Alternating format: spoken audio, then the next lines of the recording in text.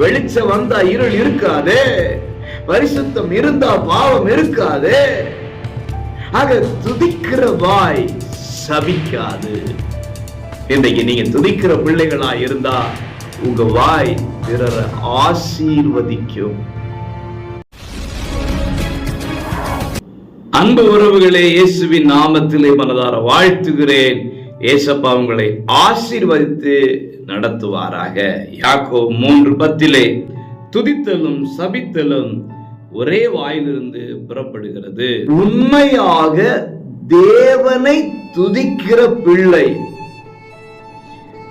அவர்கள் வாயிலே சாபம் கடந்து வரவே வராது. சாப வார்த்தைகள் வந்துச்சுன்னா துதிப்பது போலித்தனம். துதிக்கிற நாவிலே சாபம் வராதே, சபித்தில் வார்த்தை வராதே. வெளிச்சம் வந்தா இருள் இருக்காதே, பரிசுத்தம் இருந்தா பாவம் இருக்காதே.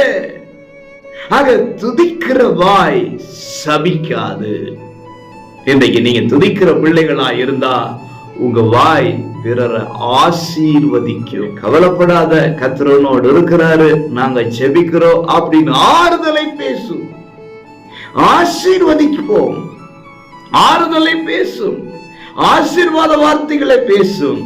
ஆக நம்ம வாய் துதிக்கிற வாயாக இருந்தால், நம்ம நாவு துதிக்கிற நாவாய் இருந்தால் ஆசீர்வாதம் மட்டுமே புறப்படும். ஆகவே நம்மளை பரிசோதிப்போம். ஒரு வேளை சபிக்கிற வார்த்தைகள் இருந்துச்சுன்னா இன்றைக்கு களைந்து விட்டு ஆசீர்வதிக்கிற வார்த்தைகளை பேசுகிறவர்களாக வாழ்ந்து ஆசீர்வாதத்தை பெறுவோம். God bless you.